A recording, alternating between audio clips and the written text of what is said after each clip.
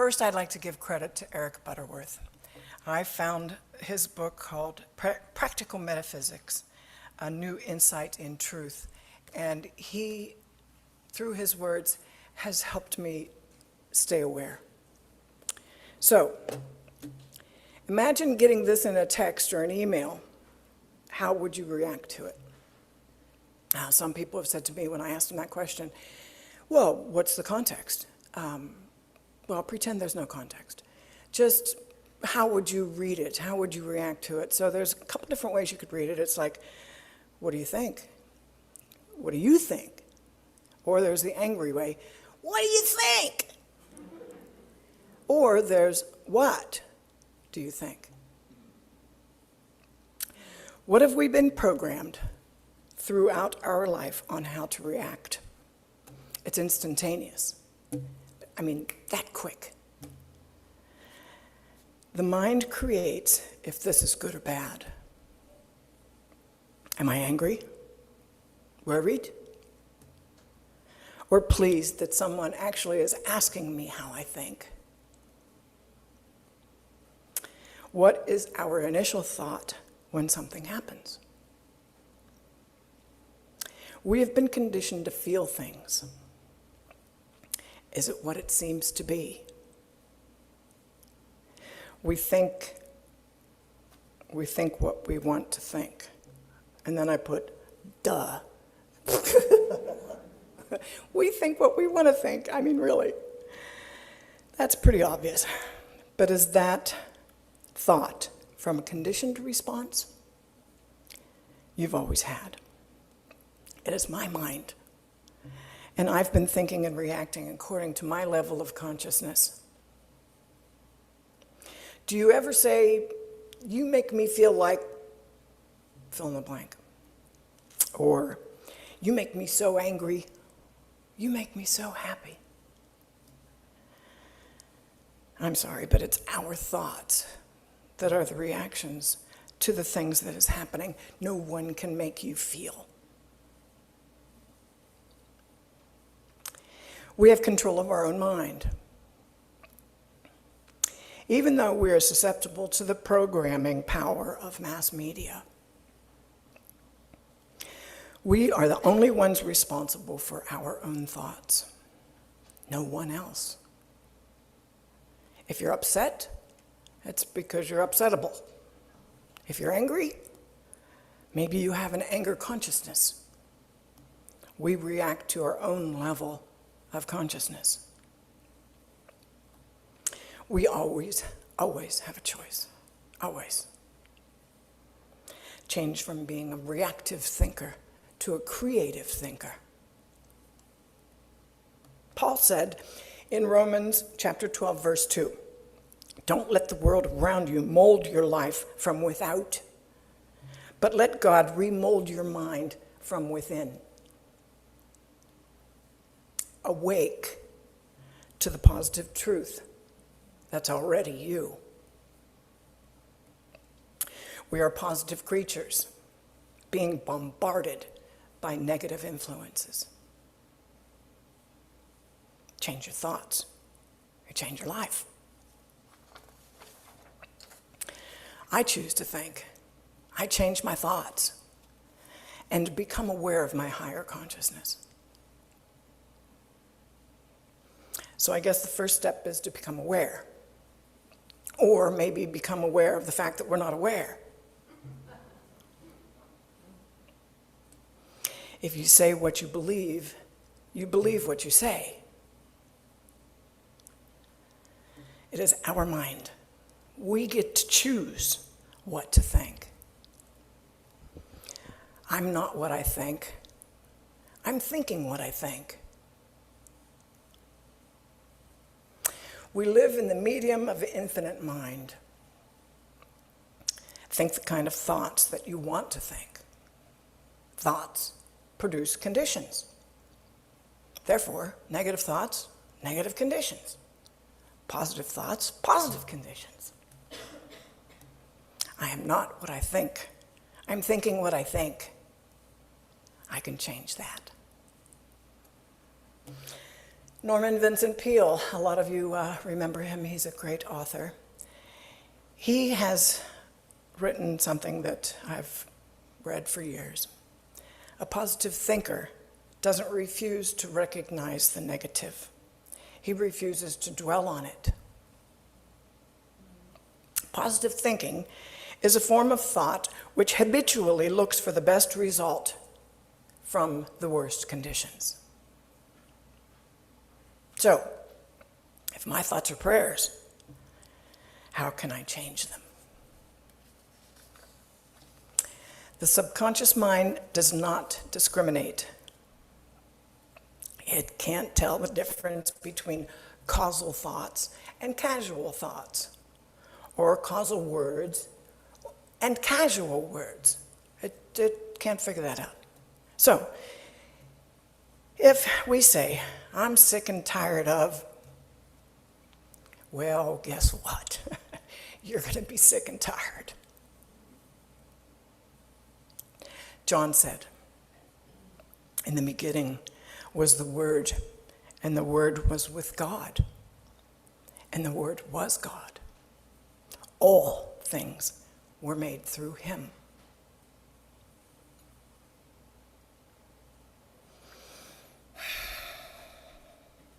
Our words are the outflowing of our level of consciousness. Our words are the outflowing of our level of consciousness.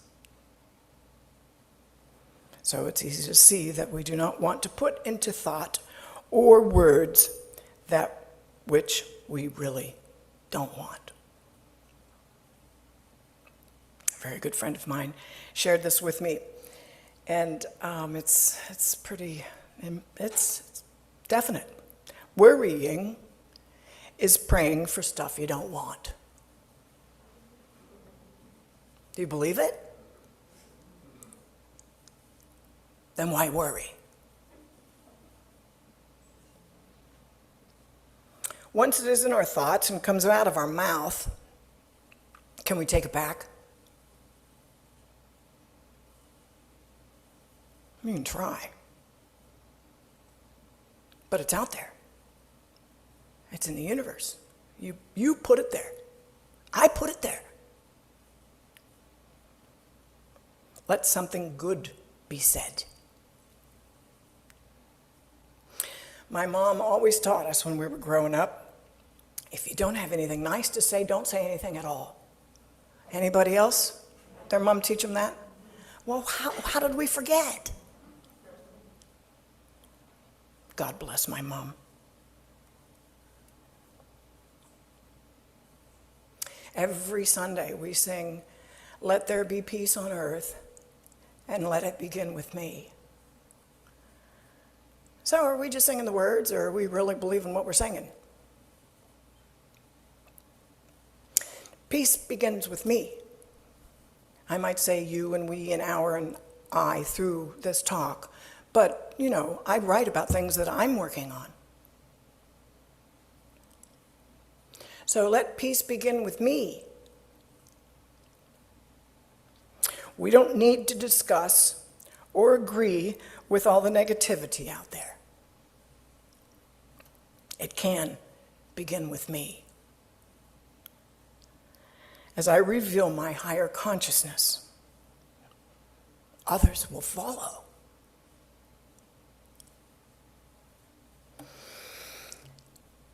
I am not what I think. I'm thinking what I think. So then, my thinking, a lot of the time, becomes words. Of course. If we continue to complain, we are part of the problem and not the solution.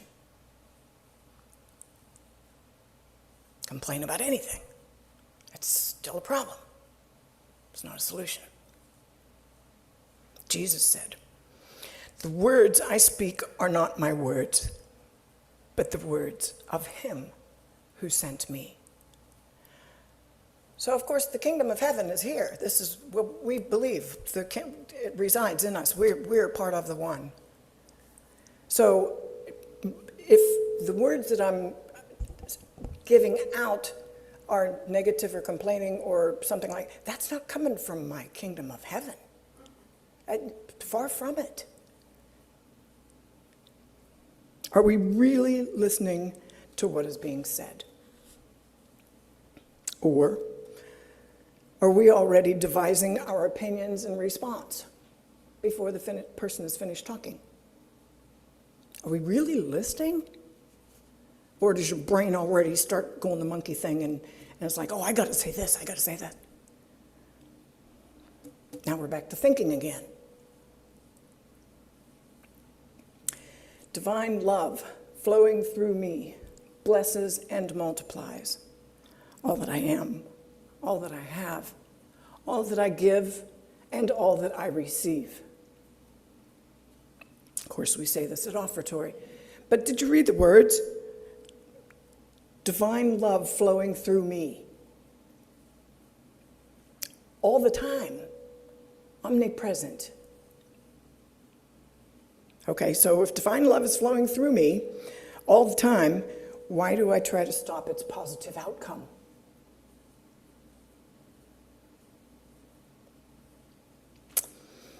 A lot of it has to do with the programming we've received through things outside of ourself. Reverend Evelyn, God bless her, taught us not to watch the news. It was one of her lessons years ago over on Duck Avenue. The idea is if you can't separate the negativity of it, don't watch it.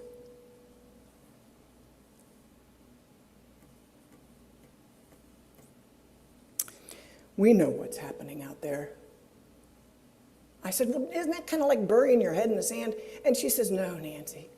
She said, no, if it's that important, somebody else is going to tell you. Which is so true. I don't need to be reminded and enforce that negativity by listening to it over and over and over again. I know what's going on. I'm not stupid.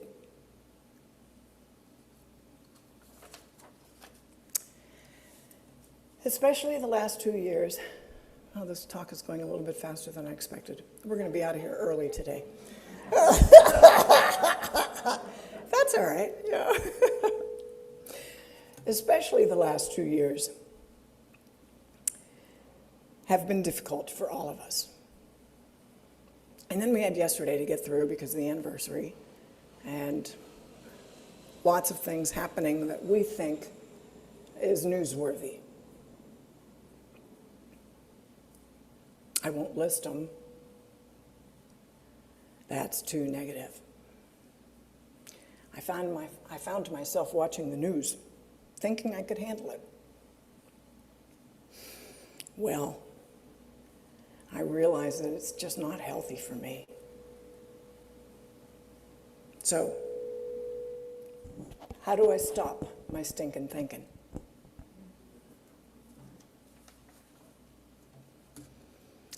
I have to help myself to stay aware. And be aware that I'm not aware. And return back to being aware again. As quickly as I can. Stay aware of the God-given creative love that I've always had inside.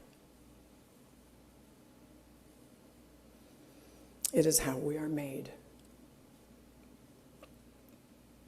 Full of love and positive.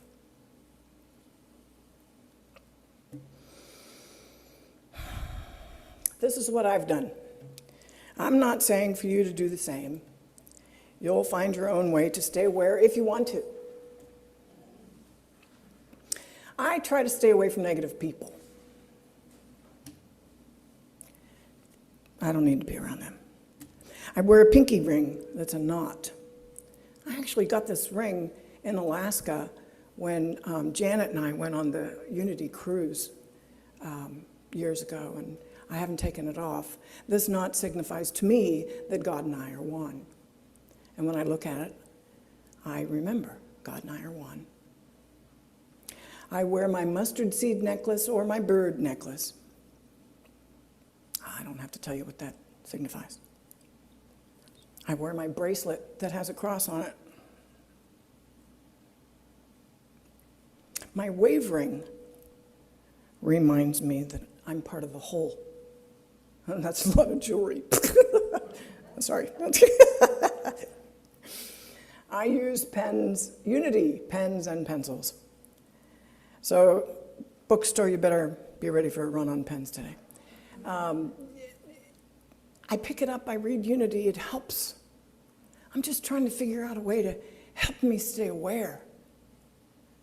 Because there's so many different things that take me out of my space. I have the Norman Vincent Peale quote at my desk at the office, and I read it every morning. I remind myself to laugh.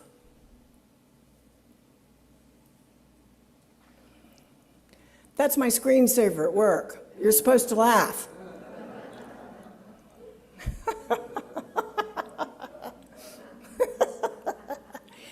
You see, thinking can be about anything, of course. And what's wrong with trying to laugh or make yourself laugh? I come to church and I volunteer. It's important to me. I do things that bring me joy. I sing. The chorale just started again. Yay! I get to sing some more. I have squirt guns, and out at the bar that I hang out at, we squirt chickens because they're pooping everywhere. So we run around the bar with squirt guns, squirting chickens. That's a lot of fun. It doesn't hurt them, it's water. You know, it's like... I try to use my 2 eyes, my 2 ears, and my 1 mouth accordingly.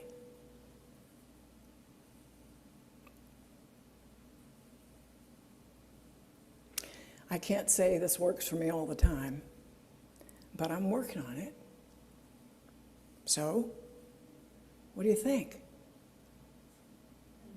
Thank you.